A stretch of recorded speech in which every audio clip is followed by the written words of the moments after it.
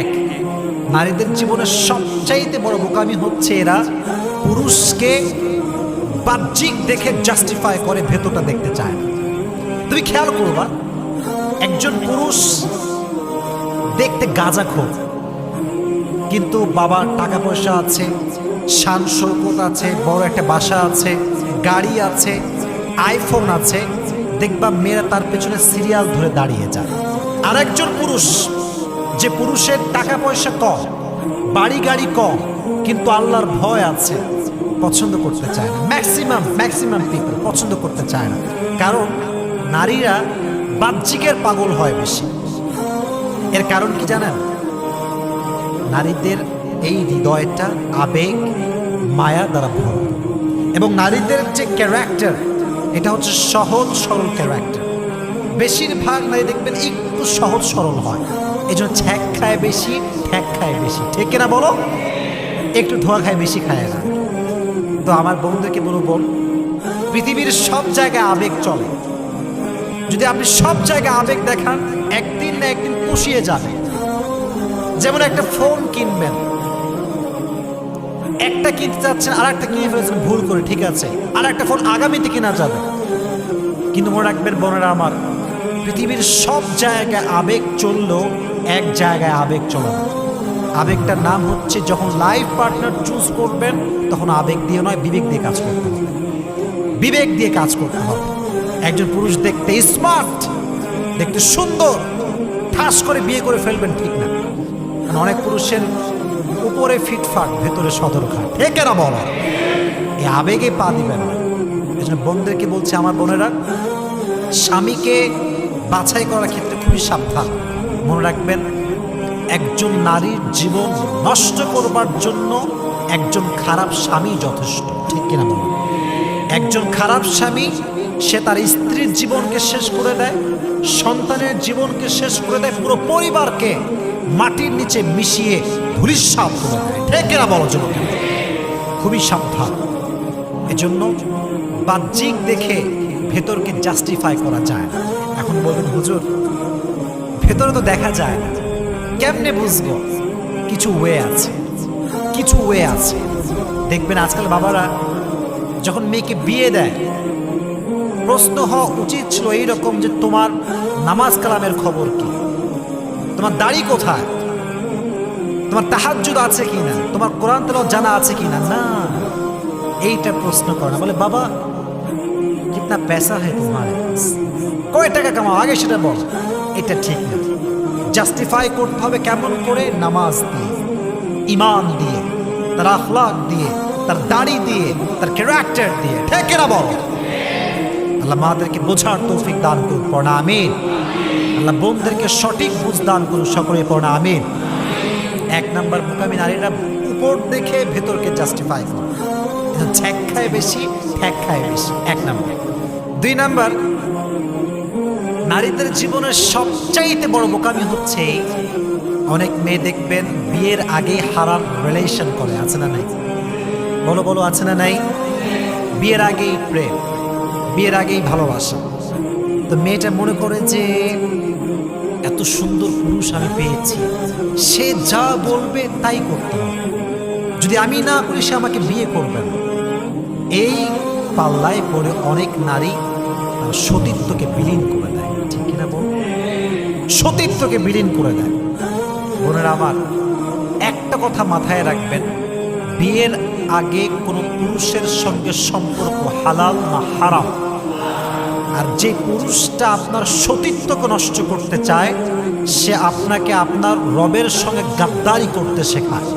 আর যে আপনাকে রবের সঙ্গে গাদ্দারি করতে শেখায়, সে যে আপনার সঙ্গে গাদ্দারি করবে না আগামীকালে কোনো গ্যারান্টি আমাদের কাছে নাই, ঠিক না বল? যে রবের সঙ্গে গাদ্দারি করে, সে মানুষের সঙ্গে গাদ্দারি করে। এই জন্য আমি একটা কথা পড়ছিলাম সেই দিন, मोहब्बत करने वाला हमेशा इज्जत को बचाता है और नफरत करने वाला हमेशा इज्जत को डुबाता है। যে তোমাকে ভালোবাসে সে তোমার সম্মানকে রক্ষা করবে, আর যে তোমাকে ঘৃণা করে সে তোমার সম্মানে আঘাত করার চেষ্টা করবে।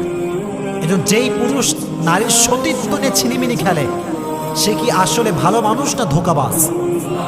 ভালো মানুষ না ধোঁকাবাজ? ধোঁকাবাজ। এজন্য আমার বোনদের কাছে আমার দুটো হাত জোর করে আবেদন করছি, this is my request to my sisters, don't lose your virginity to make someone happy. কোনো পুরুষকে সুখী করবার জন্য যে সতীত্ব নষ্ট করবেন। একটা কথা মাথায় রাখবেন, নারীর সতীত্বকে আল্লাহ তাআলা পুরুষের চাইতে অধিক মর্যাদা দান করেছে। সুবহানাল্লাহ। আর একটা কথা যুবকরা সবসময় মাথায় রাখবা, একজন পুরুষ যাকে বিয়ে করবে সে চায় তার জীবনের নারীর অতীত সুন্দর হোক। আর নারী যখন কোনো পুরুষকে বিয়ে করে সে চায় তার পুরুষের ভবিষ্যৎ সুন্দর হোক। নারীর অতীত ভালো হওয়া এই জন্য জরুরি, কারণ পুরুষের কাছে নারীর সতীত্ব সবচেয়ে দামি জিনিস, ঠিক না বল? আর পুরুষের ভবিষ্যৎ এই জন্য সুন্দর হওয়া জরুরি, কারণ পুরুষের ভবিষ্যৎ যত সুন্দর হবে নারীর জীবন তত সুন্দর হবে। পুরুষের ভবিষ্যৎ যত সুন্দর হবে নারীর সন্তানের ভবিষ্যৎ তত বেশি সুন্দর হবে। কারণ পুরো অর্থনৈতিক ব্যবস্থা এটা কি নারী মেইনটেইন করে না পুরুষ মেইনটেইন করে? পুরুষ মেইনটেইন করে। আর একটা বিষয় মনে রাখবা, পুরুষ এমন এক জাত, পুরুষ সবসময় চায় আমি যাকে বিয়ে করব তার জীবনের সর্বপ্রথম পুরুষ হব আমি। আর নারী চায় আমি যাকে বিয়ে করব তার জীবনের সর্বশেষ নারী হব আমি। এর কারণ নারীর সতীত্ব অনেক বেশি দামি। পুরুষ সবসময় একটা বিষয় খুবই খুবই সতর্ক, খুবই সেন্সিটিভ। আমার নারীকে কেউ টাচ করবে আমি সহ্য করতে পারবো। আমার স্ত্রী যে হবে তাকে প্রথম টাচ আমি করব। এজন্য দেখবেন যদি কোনো নারী কখনো তার স্বামীকে বলে যে তোমার আগেও আমার একটা হারাম রিলেশন ছিল, পুরো সংসারটা ভেঙে চুরে চূর্ণ বিচূর্ণ হয়ে যাবে, ঠিক না? পুরুষ এটা সহ্য করতে পারে না। এজন্য বোনেরা আমার, কখনো কোনো পুরুষের পাল্লায় পড়ে বোকামি করে সতীত্বকে বিলীন করা যাবে। আল্লাহ বোঝার তৌফিক দান করুন সকলেই পড়া আমি। একটা হাদিস বলি, লা তাআতা লিমাখলুকিন ফি মাসিয়াতিল খালিক। আল্লাহকে কষ্ট দিয়ে আল্লাহকে নারাজ করে কোন মাখলুকের গোলামি করা স্পষ্ট হারাম। আল্লাহ নারাজ হবে, তুমি রাজি হবা, আমি বেঁচে থাকতেই কাজ করতে পারি না। তুমি নারাজ হয়ে যাও, আল্লাহ রাজি হবে, আমার জীবন থাকতে আমি করেই ছাড়ব, ঠিক না বলেন? এজন্য মানুষের গোলামি করতে গিয়ে আল্লাহকে নারাজ করা যাবে। 2 নাম্বার। 3 নাম্বার সর্বশেষ পয়েন্ট, এটা খুব ভালো করে আপনারা বুঝবেন। কোনো নারী যদি ভালো স্বামী পায়, ভদ্র স্বামী, ভদ্র ছেলে, মুত্তাকি ছেলে, দেখবেন ব্যবহারটা গোলামের মতো করে। বলেছে আরে আমি তো এলাকার সবচেয়ে সুন্দরী নারী, ওর কপাল ভালো যে আমি ওর বউ হয়েছি। এরকম আছে না নাই? মনে রাখবেন, পুরুষ কাঁদে না, পুরুষ অভিমান করে না, পুরুষ কখনো কাউকে সহজ ছেড়ে যায় না। কিন্তু পুরুষ যখন অভিমান করে তার অভিমানটা আর ফিরে আসে না, ঠিক না বল? সে কখন আর ফিরে আসে না। এই জন্য পুরুষকে মূল্যায়ন করবেন। আর নবীজি বলেছেন, আল্লাহ ছাড়া কাউকে যদি সেজদা করা জায়েজ হতো, আমি প্রত্যেকটা নারীকে তার স্বামীর পায়ের সামনে সেজদা করার হুকুম দিতাম। সুবহানাল্লাহ। একজন বোন আমার, বোকামি করে স্বামীকে অমূল্যায়ন করবে না, অবহেলা করবে না। মনে রাখবেন, যার জীবনের স্বামী আছে তার সব কিছু আছে। যার জীবনে স্বামী আছে তার জীবনে ভালোবাসা আছে। যার জীবনে স্বামী আছে তার জীবনে যত্ন আছে। যার জীবনে স্বামী আছে তার ভবিষ্যৎ সুন্দর হবে। আর যার স্বামী নাই তার কোনো কিছুই নাই, ঠিক কিনা?